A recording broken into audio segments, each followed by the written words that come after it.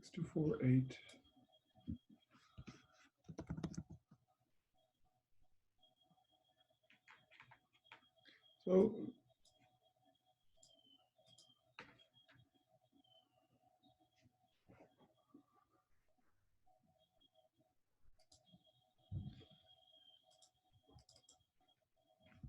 So good morning. There's a Kahoot here with some of the recent business news if you'd like to join it.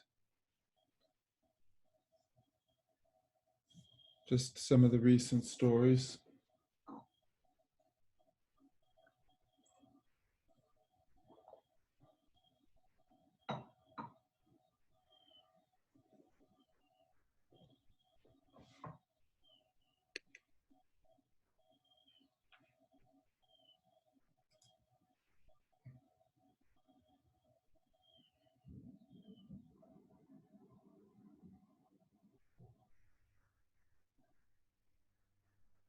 So maybe I'll just give everyone a minute to 2 minutes to see if they still want to get into the class.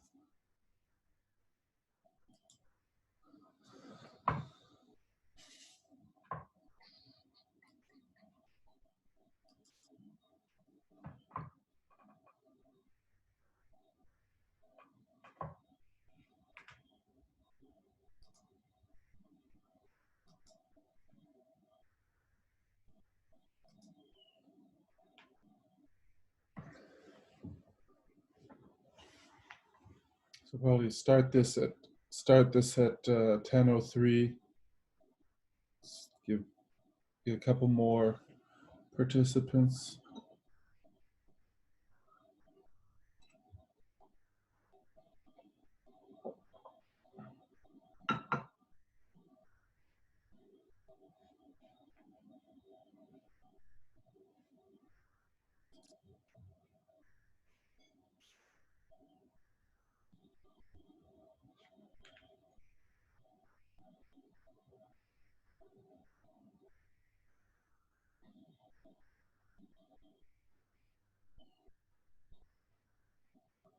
Anyone else want to try and join the quiz? It's just some of the recent news from Canada and the US.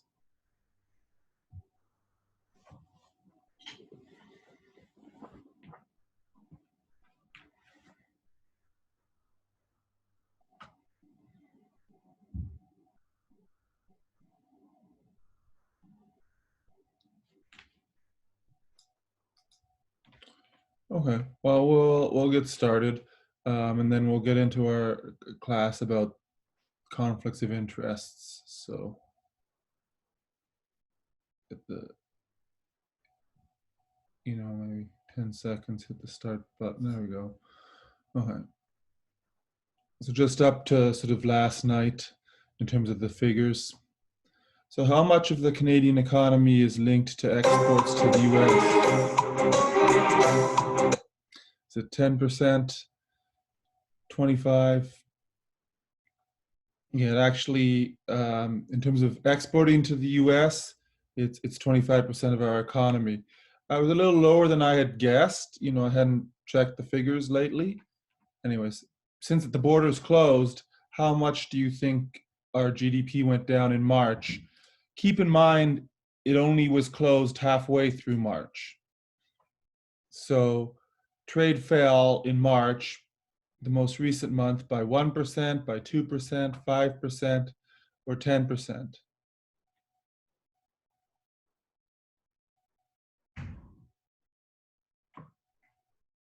Yeah, so it was halfway through was 5%. So it's probably going to be, more this month. But sometimes with these stats, we only, get them a month or two later. So the unemployment rate for April, it rose to what? 13%, 17%, 22%, 26%.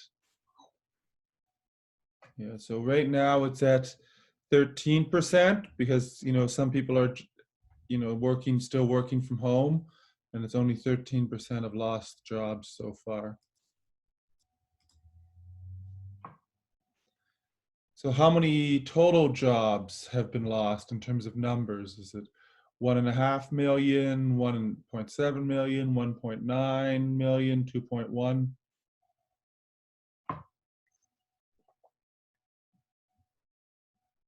So the figure I saw on the CTV website was 1.9, just over 1.9.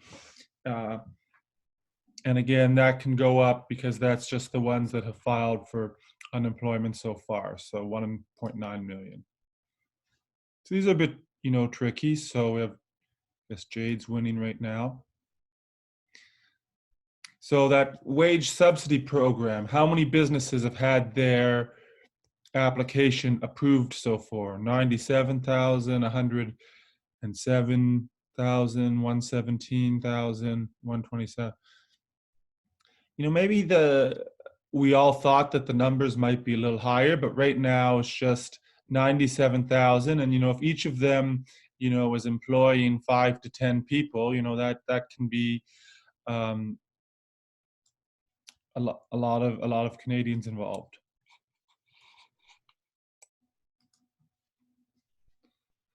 How many Canadians have applied for the Canadian Emergency Response Benefit? 1.7 million, 4.7 million, 7.7, 10.7. Yeah, so but this is the $2,000 a month, and right now 7.7 Canadians have applied to that. And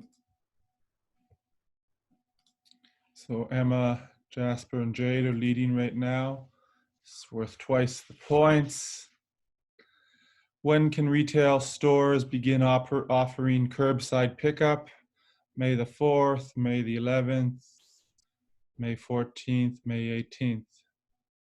I believe it's today, right? If they have, curb, if they're following, social distancing inside the store, they can start offering curbside pickup.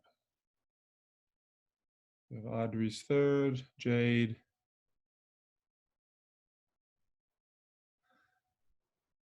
And Jasper, so good job on following the news, Jade and Jasper. Oops, I don't want to do that. Stop the share for a second. So that's sort of some news figures. Just to give you an idea of how many people are affected by what's going on there.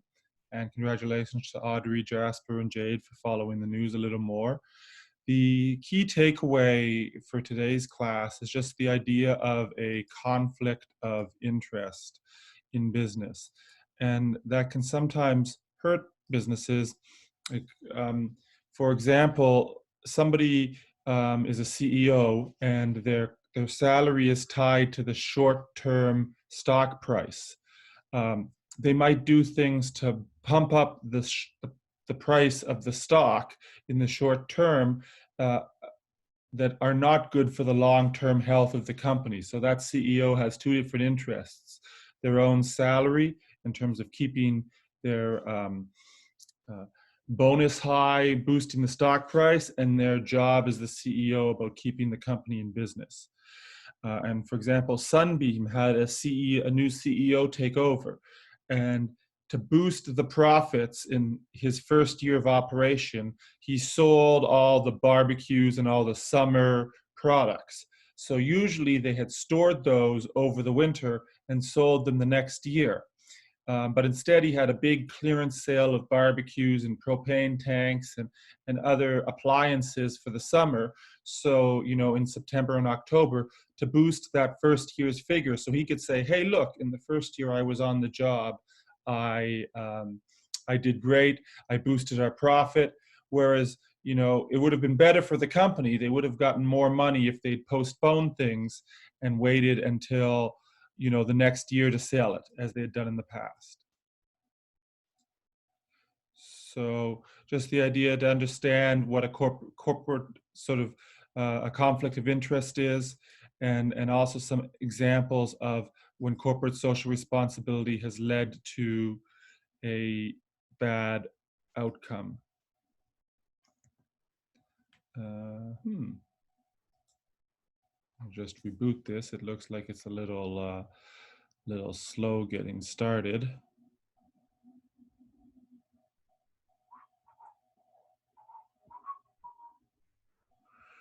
Well, I'm waiting for that to sort of come online. So, you know, posted just sort of a TED talk about someone talking about ethics, why they thought they were important. You could sort of read that. Had we been in class, I would have taken some time to talk about some sort of case studies of ethics in the real world.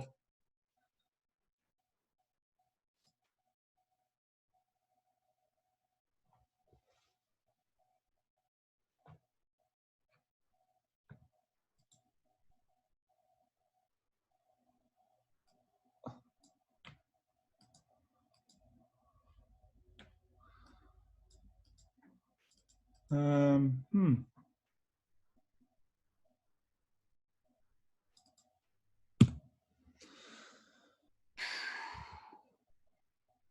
Just kind of working last night and having some trouble right now.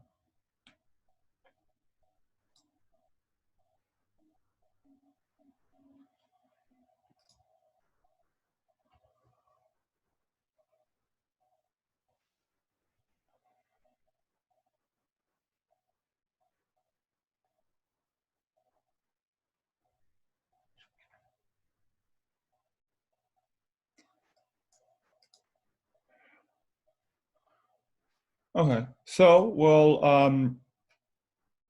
make this more of a discussion.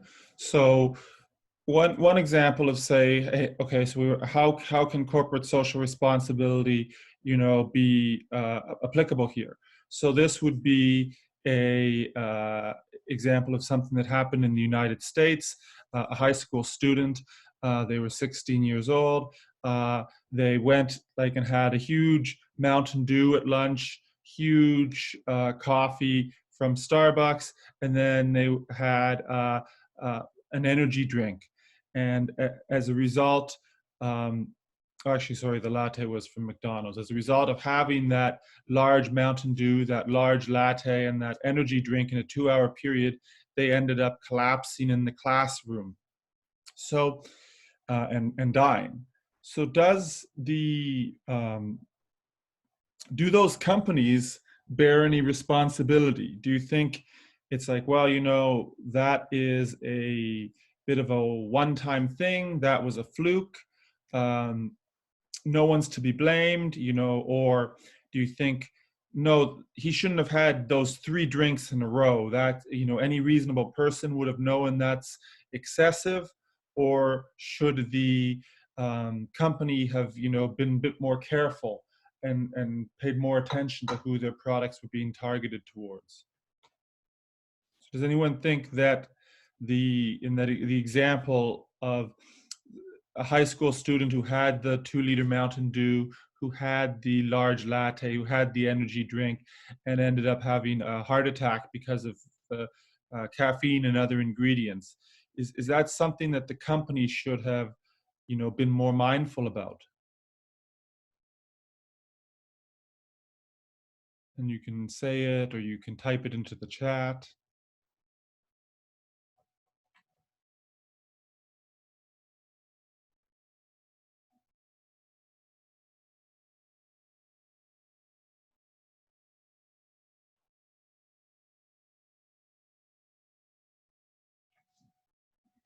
No, it's sort of hard to visualize it without the, having the best network connection, and I apologize for that. But what are your thoughts about?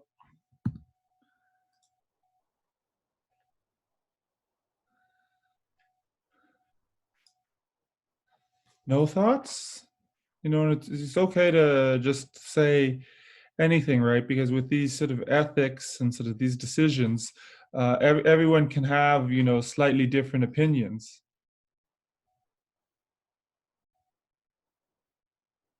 And it's not like it was a legal issue.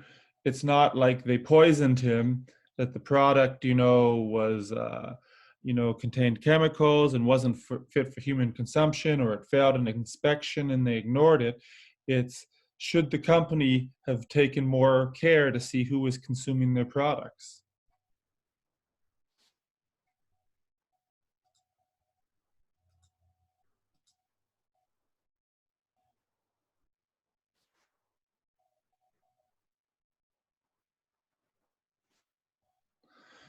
I think that excessive use of product can be dangerous.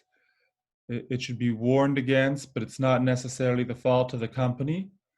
Yeah, and so these ethical issues, sometimes they're not a legal issue. Like, it won't be that the company, that Red Bull goes to, the CEO goes to jail, or they get sued, but there could be sort of some media problems. Maybe before, the people hadn't identified that this was a significant issue. Right, so that's possible. Sometimes um, like the first time an accident happens, people don't realize it. So that the test of negligence is if it was foreseeable. So if something totally strange happens and there's damages or an injury, you're probably not going to be found negligent. But if it's something that was foreseeable, you could be found negligent. I agree. I think the companies need to make it clear that their products should have unwanted and possibly dangerous effects. Yeah, so I think maybe it's the overconsumption, that is something they should warn about. Maybe it's the certain age groups. So what should they do? Should they have a notice on their website? Should they have a warning label? Should it be something that's, sometimes they have disclaimers in, if you see a commercial for a medication during the news, right, they'll say, warning, these are the side effects. So what would be something that they could do to help prevent future overdoses?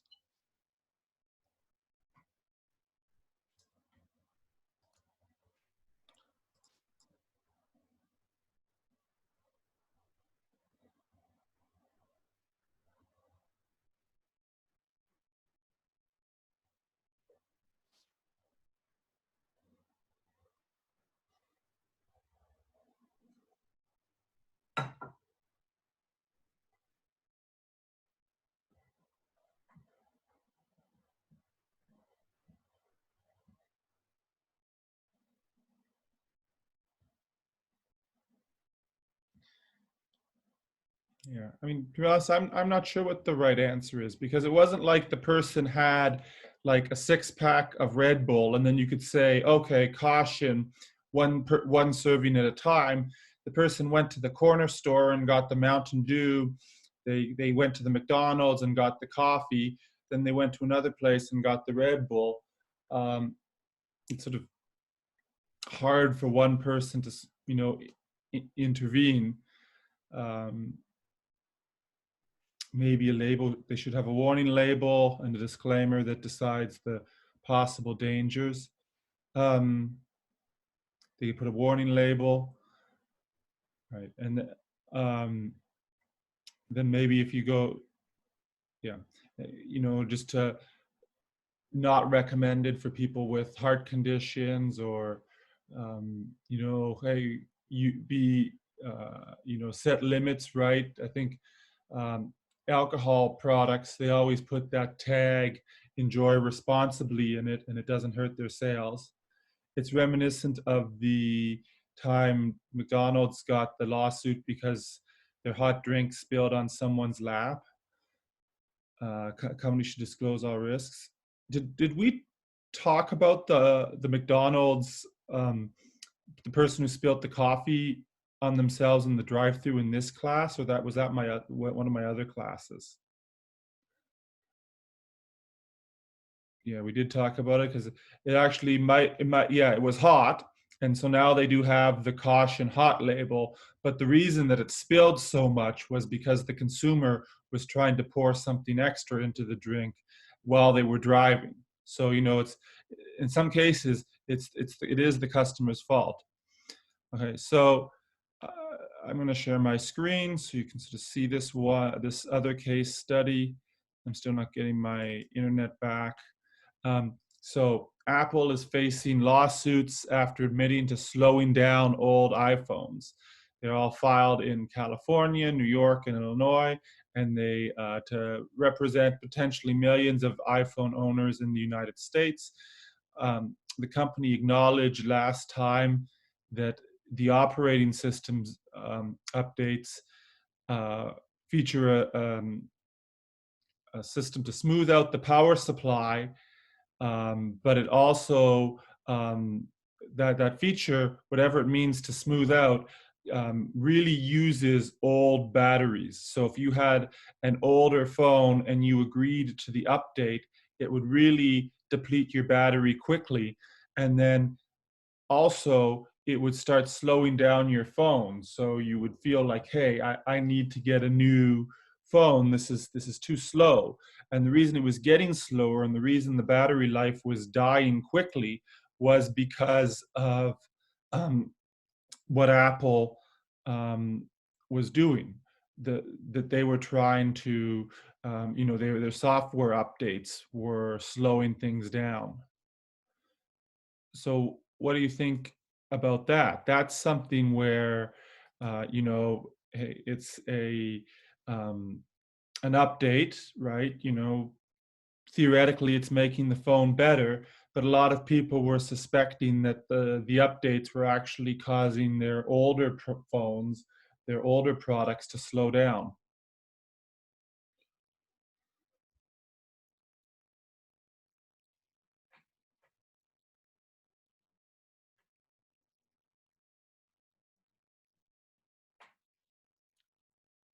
So I think, as an iPhone owner for a few years, it's you were getting to this point where you wouldn't accept the update, right? Like when you knew your phone was coming towards the end of its life, you stopped accepting updates to keep the speed and the battery life the way it was. And I don't think that's, fair. Updates, they should improve it. And I think we kind of, the word was out that, hey, um, newer updates, they're going to decrease the functionality of your phone. So people were not accepting it. And I don't think that's, necessarily fair, right? It's like they're kind of forcing you to buy new phones. And for the last few months before you, like, my new phone works well, but previous instances before I had upgraded, I had to stop updating the phone because I knew it would just slow things down. I think it's unethical for them to be doing the updates that slow down the older phones. It advances the depreciation of the phone. Yeah, you have to charge your phone 4 times a day. That's when it's like I noticed that too. Like you had to have like a charge it at the office. You had to like charge it at home. There was like no way it could get through the day. So did anyone else, notice this happening to their phone as it got towards the end of their life, its useful life?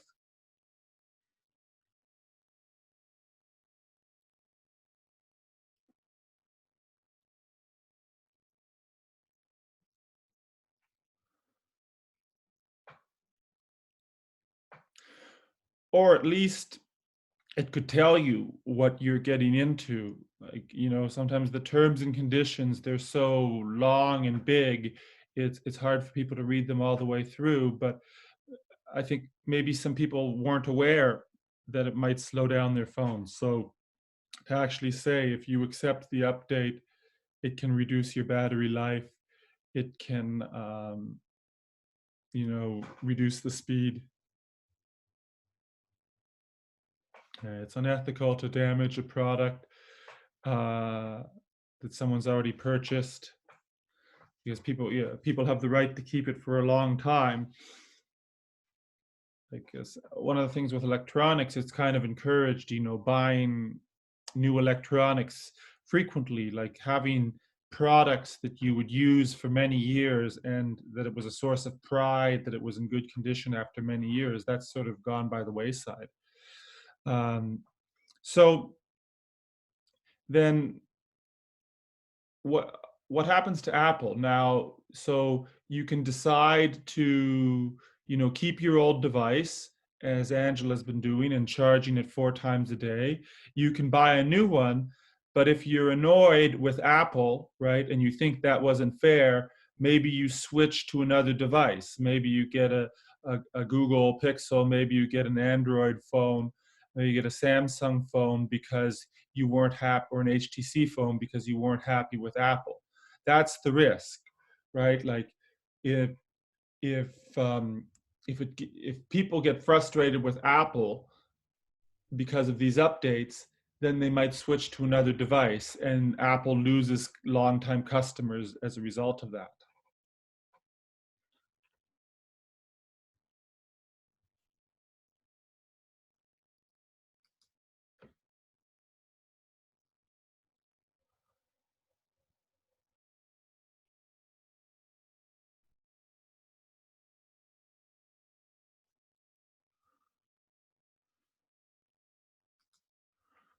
Oh, okay, so here's sort of one more case, and of a movie from a couple of years ago.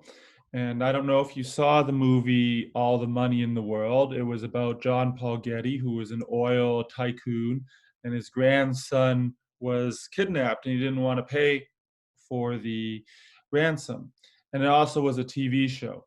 But Kevin Spacey was in it playing John Paul Getty. And right before it was supposed to be released, it came forward that Kevin Spacey had sexually assaulted some people in previous years. So what do they do? Do they go forward as they had filmed it? I mean, the film was finished. There's nothing would have been against the law to screen the film as it was finished. Do they edit it out so that Kevin Spacey doesn't appear? Well, probably not. I mean, he was a major character. That wouldn't have really worked. What they decided to do was they recast it. So they had Christopher Plummer replace him, and they refilmed in a couple of weeks all the Kevin Spacey themes. So within hours of the Kevin Spacey allegations surfacing, Ridley Scott, the director, started renting the locations again. He started calling the cast to get them to agree to it, and he started calling people who could substitute for Kevin Spacey. And he did that within a couple of hours of it being announced that Kevin Spacey was suspected. He didn't even wait for it to go to a trial or anything like that. So, and as a result, they rushed through it. You actually can't tell. There's just one scene. There's like a wide angle shot that takes place at the pyramids where Kevin Spacey's in it, but you can't tell it's him. It just looks like a person in a white hat. So they reshot all of it. Did anyone go and see that movie, all the money in the world?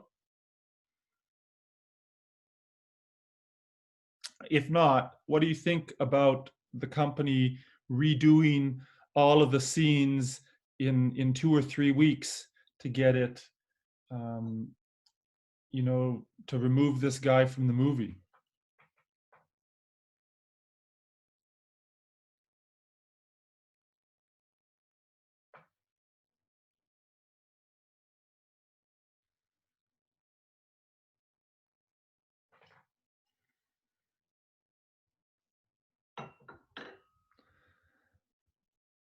Any thoughts? Well, if you were thinking a solid decision, he wasn't convicted, he could still cause problems. Yeah, like if you were going to go see a movie and you're like, wait a minute, that creepy guy Kevin Spacey's in it. It might uh, cause you to not go. Some people might say, oh, well, he's not the main character. It's not the end of the world, and they might go anyways. Some people might say, well, the movie was finished by the time this allegation was announced. What can you do? You know, it's just one of those things. But this was a very, very proactive approach. You know, um, they kind of removed him, and uh, all the other actors, they could have said no. Like Mark Wahlberg was in the movie. He could have said no, no, I'm not going to, redo it. I'm busy. But they all agreed to do it so that the movie could proceed and it wouldn't have this shadow. Uh, because I think at the time it wasn't like a conviction. It kind of just, was maybe this has happened, maybe it hasn't. It probably happened because a lot of people are accusing him, but we don't know for sure. I think it was a risky move, but it may have paid off as many people would not want to support Kevin Spacey. Um, yeah, like it was risky, right? If they couldn't get the locations, the Getty had a really big mansion. So they had rented a really big mansion to film it. So if they couldn't get another mansion done, and they had to do it in a small house, it wouldn't have, really reflected that this is a really rich, super rich billionaire type guy. If they would have kept his scenes, they would have had to make it very clear that they had filmed the movie, and that, yeah, it kind of would have been awkward. Like you can't you can't say starring Kevin Spacey in the opening credits and then be like, oh, by the way, we don't approve of this. It kind of would be a bit, awkward.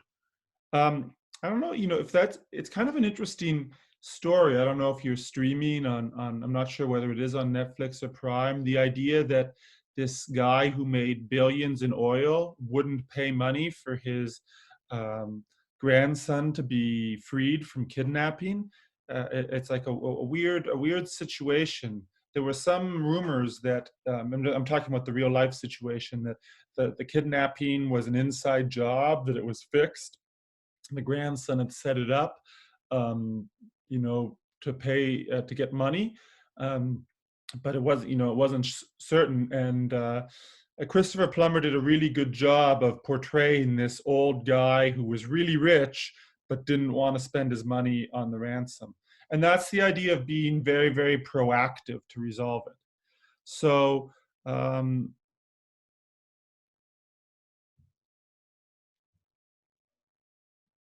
you know, um, I'll go through what the process is when you have an ethical situation. So this has to do with The Simpsons, and it's the idea of the Simpsons character Apu, that he is a bit stereotypical, right? Like he's a computer engineer, but he has to work at the convenience store. He has a very, very pronounced accent. He's in an arranged marriage. He kind of is a stereotypical East Indian character. On the other hand, he's also portrayed as being one of the smartest characters in Springfield. When they had the Bachelor auction, he was the one who fetched the highest, prize for a date.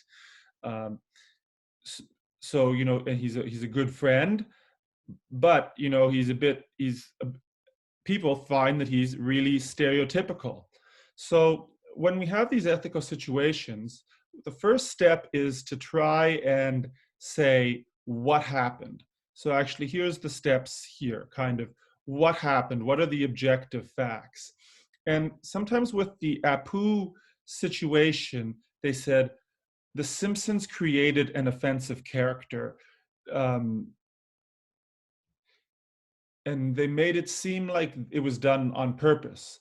Well, you actually don't know that it's on purpose just yet. If you're looking at the facts, you can say there's this character Apu that uh, is stereotypical, that some people take offense to. Those would be facts that you know. But to say that the creators purposely did it to offend people, sometimes you don't know. Like, for example, that um, Kevin Spacey movie, look at the facts. Okay, at the time that they recast this, you would say Kevin Spacey was accused, but you wouldn't say Kevin Spacey committed assault. We didn't know that it was a fact just yet. It hadn't been established. So, sort of the first step when you deal with these objective situations is, um, you know, what happened, and try to be as objective as possible. And then the next step is it a legal situation? Does it involve the law? So with Kevin Spacey on that movie, it doesn't involve the law because it wasn't like he committed assault during the production of this movie. If he had, then Ridley Scott should call the police, and everyone should come forward and say what happened. The accusations happened in the past, so it just has to do with the public relations of the movie. Likewise, this one here, Apu and the character being stereotypical, the controversy about whether the character should continue. Is this a legal issue? Like, is Apu being on The Simpsons a legal issue?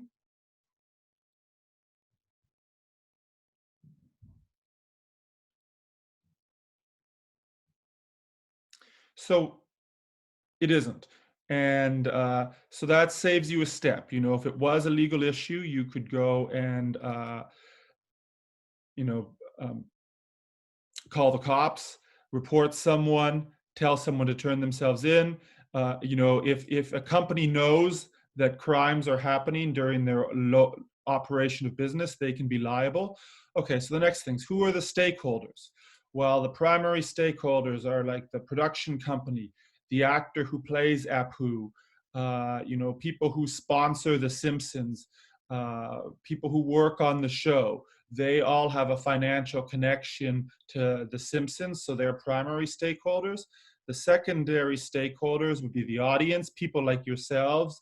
You're not financially connected to The Simpsons, but the audience could take offense.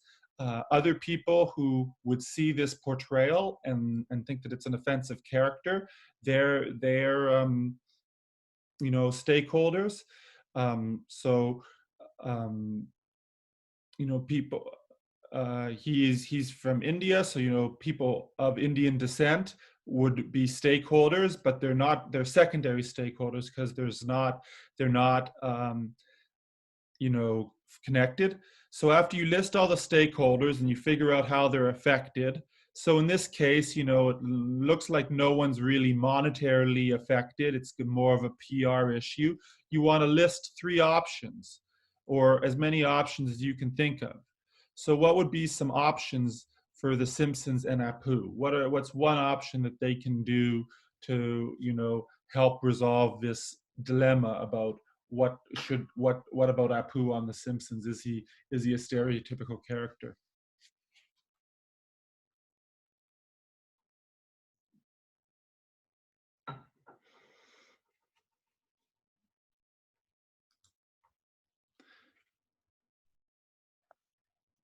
Change the way he's portrayed. All right, that's a good one. Make him more modern. He does change his job. Um, make him more 3-dimensional. They could remove him from the show and not have Apu anymore, and just not, um, have that character, write him out of the show. They could even go backwards and edit him out of previous episodes, or not show, like, there's an episode where he moves in with Homer, not show that episode, not show the episode where he gets married, take those episodes out of syndication. Or, they could do nothing. They could be like, hey, it's just a character. You're being too serious. Uh, don't worry about it. So those are, Angela, that's a good option. You could write them out. You could do nothing. And then the last step is you want to make your recommendation.